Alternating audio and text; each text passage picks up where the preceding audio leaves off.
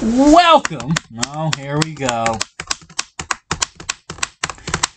Welcome to another exciting episode of Smash Writing. You're the one who always saying, we need a theme song, Justin. Today, we are taking a look at Hollow Man, which came out in 2007. And on a technicality... Was it actually 2007? No, sorry, 2000. I was thinking about something else. I was about to say, it could not be. No, it was 2000. It was, I don't know why I said 7, but it came out in 2000. And this wasn't that old. This is actually a remake of The Invisible Man, but however... Is it an actual remake? Or no, they found the technicality. Because this is Columbia Pictures. The technicality is this is inspired by The Invisible Man. You know what, though? I consider this more of a remake than what the remake was. You're talking about... Oh, yeah, because there's the one that just came out last year. And 2019. It's 2019? No, it had to be 2020. Was it 2020? I don't know. Yeah, because I remember that clear as day. I didn't go see it. I did, and I completely agree with you. Like, this is a remake. However, but because of Universal Studio and Columbia Pictures, this is under its inspired. Oh, see, this is bullshit. This is why I don't like Rotten Tomatoes. Okay. Hollow Man has 83% of Google users like it. Okay. On Rotten Tomatoes, it's 26.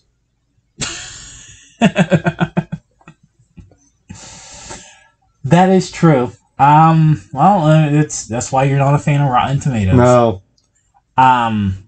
So basically, this in so many rights is a remake, but it's not called The Invisible Man because of copyrights.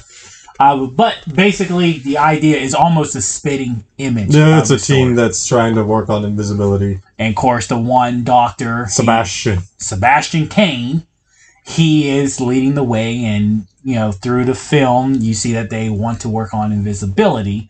But I forgot what the reason was. Like, there was to cure something. Yeah. Even in the first film, it was in The Invisible Man, it was to cure a disease. But the side effect was... And they're about to lose their funding, so he jumps ahead because... Human studies. The foul test is that somehow the invisibility worked with a gorilla, but... It's only momentarily, and the gorilla turns violent. Yeah, so when the funding's about to be pulled because it's becoming a failed experiment, Sebastian Cain takes it upon himself... Oh, no, he's working for the military. Yeah, but they're still going to pull the funding for the program. So he takes upon himself to go ahead and use the serum on himself. To him and his team's great belief, they try to talk him out of it because technically it's illegal, but they see that it works. Then, when it's time to bring him back from invisibility, the cure becomes the failure. Yeah. And that's what starts to drive him insane because he can't go back to his normal life. And that's when you actually start to see Sebastian Cain start to turn from the goofy, lovable character to now a complete killer. Yeah. And it's a slow transition. First, he does the simple pranks. They all get a chuckle out of it. Ha ha ha, Sebastian, you're basically molesting somebody, but it's cute because it's funny. Yeah, because you're invisible. Get it? Haha. But then the stuff becomes more serious. You start to see that his personality is changing, just like we saw from the gorilla. He's now going insane, and it's up to really Linda and Matthew. Well, that's because he kills the other ones. Yeah, he kills. And he does it different ways. Obviously, he plays upon the invisibility. Yeah. But every kill is slightly different from the next. But it comes down to Linda and Matthew to truly find a way to stop him. And even then, it almost leaves you guessing until the fire, he basically falls down a ladder in fire. And at that point, he's still partially visible. So you can confirm that this time they did kill him. Yeah. That is basically The Invisible Man. Well, it's not the basically Invisible Man, but it's an up-to-date version of the Invisible Man. Right. I mean, they take it. The only difference, really, from the Invisible Man to this film is one, the kills, The lab. the lab, in the military funding portion. But that's the point of a remake, though, to make it different. Yeah, you're keeping the story the same. And like I said, this isn't a remake. This is an inspiration. Yeah. Oh man, that's the biggest loop. First, that's the biggest damn loophole you can get away with. Change the title, take the idea. That's the first time. I know, but I'm coming off of The Northman, which is the inspiration behind Hamlet. That's hundreds of years ago, thousands of years ago. But in modern day, this can't be much more than in your face. I'm taking your shit, but I'm changing the smallest details to get to this film. The actual remake had a suit. Yeah, it was basically a predator running around out there. Yeah, basically, it really wasn't a scientist. It was more of a guy, a technology expert, building a suit for the military, to make you invisible. But it doesn't make it just reflects the light to make you appear that you're not there. Back in 2000 with Hollow Man. Yeah. I do really enjoy this. This cast was phenomenal. I love Kevin Bacon as Sebastian. Yeah, I appreciate his ability to... I mean, Kevin Bacon has been a big star through the 90s.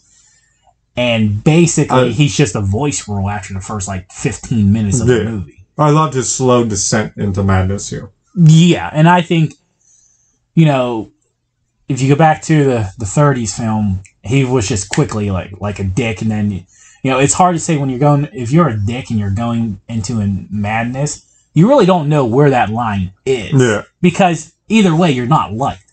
Here, he was clear as day. He's this likable leader and the locker room type of person. He's goofy, fun-loving, everybody loves him, and then he begins to kill people. And it's kind of even your molestation thing. It went from funny pranks to molestation. It's oh, this is getting fucking dark. Yeah, that particular scene was okay, you're grabbing her titty, but you're sexually assaulting her. Yeah, but that's the warning. Oh, Sebastian! No, even that warning bell was okay, we gotta reverse this, and then they couldn't reverse it. Yeah. That seems to be the trend. Invisibility makes you go insane. Well, yeah. Well, that's because there was a lot more than that going on, but they screwed with things and oh, it's just that. And it's no, there's a lot more going on here than that. Now, I know this was up for an Academy Award for the graphics. It lost to Gladiator, which was kind of weird. For Academy Award to go to a movie that doesn't have graphics to a movie that has graphics but loses it to... Yeah, well, the Academy is, in my book, one step above hatred on the Rotten Tomatoes scale. That is true, but... How does Shawshank lose out to Pulp Fiction? Or not Pulp Fiction, Forrest Gump.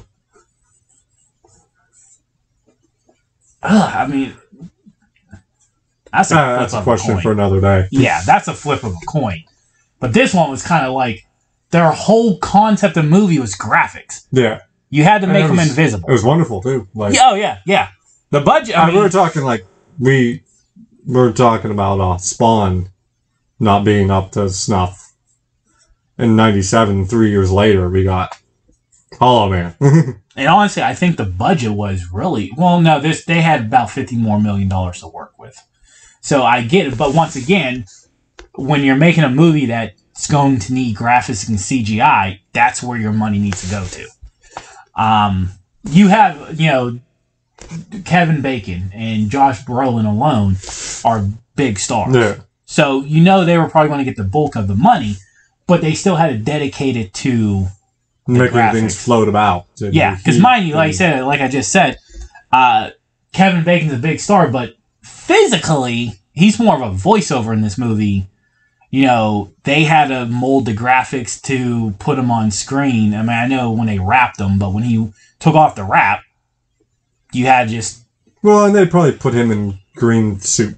Yeah. So, I mean, he was there, but his presence was there, but his face and all that Yeah, was he had to be hardly removed from the. Yeah.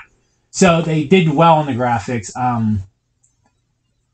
The Josh Brolin character, Matthew, he was like a smart, nice guy too, but he did seem dumb at times. It just had that feel like. I don't think anytime you're talking about a scientist, you shouldn't be dumb. Like, well, I think they had to. This is an issue where you run into a character who has to be as smart as Sebastian. The people around him have to appear dumber. Yeah, I know that's the downfall. Like with Sebastian, he is the leader of the team. Because like on an intelligence level, Sebastian doesn't have an equal. Yeah, and they do make that even more clear because. Well, everybody, and it's like really the first 10 minutes of the movie, Linda and Matthew, they're together. They're in bed at 4 a.m. They're sleeping. You see Sebastian on the computer still putting together DNA markings and all that. And he even has a thing on his ceiling when he looks up, you should be working.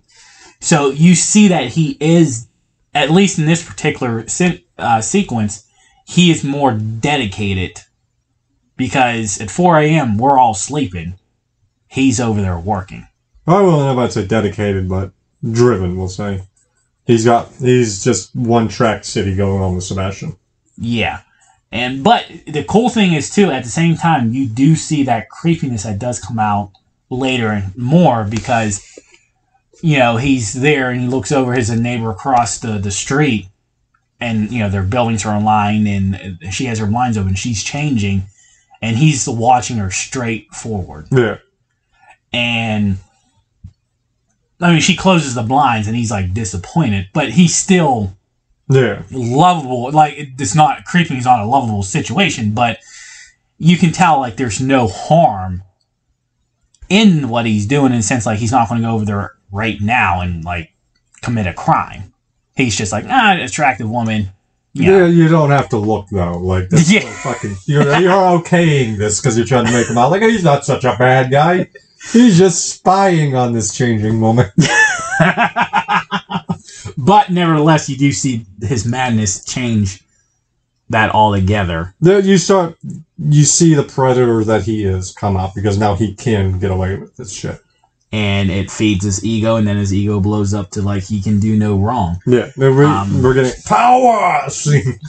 But this movie relied on the graphics, and that was the good point that they sold it on the graphics, because, like, you had... You even when they injected him... Oh, yeah, it's a melting scene where he's becoming invisible, and you see the organs, the veins, everything, yeah. Muscle. Like, that should be Gladiator alone. Just the transformation between him and the gorilla scenes. Yeah, that opening scene was a great scene, I'm not gonna lie. Because, like, you're just like, you're just thinking they're doing a basic experiment with, like, a rat and maybe a mouse. Then all of a sudden, the mouse comes up, you still don't see it getting squeezed, it's just getting squeezed. And then the gorilla eats it, and then you see the blood, and you're like, oh, that was not an experiment on the rat. That was the gorilla experiment. But you did have things like he fell in a pool or something. Yeah. And he's like trying to drown her in the pool. That's graphic. So he says, the Academy. I do not know how this lost to Gladiator when Gladiator did not have special effects. They're practical. But at the same time, it's. But if the word is special effects. Well, they both fall under the category. It is weird. This had more effects, but I mean, you had the main characters. You had, let's say, one thing is going back to experiment. The character of William Devane is Howard Kramer, Sebastian Kane's mentor. Which, you had a Howard in the Invisible Man. You're connecting too many dots here. Come on. Wrap up. Because it's inspired. But overall, it's the best remake that we got. The remake that you got that you never got. Yeah. So, in your honest opinion, what do you think of it? A. Okay. A. I'm giving it an A too because everything that we've discussed. Yeah, everything in detail. And the one thing that I give higher films a grade is if I can rewatch it. Oh yeah, this definitely has rewatchability. This is definitely rewatchability. So that's why it has, one of the reasons of a few that it has an A. But great movie. Yeah, great movie, start to finish. Start to finish, nonstop. Cast worked well together. Story was good. The effects was really good. The concept was good. They introduced everything they needed to introduce. So yeah, I'm giving it an A. A rewatchable type of film. Yeah. So, until next time. Bye-bye.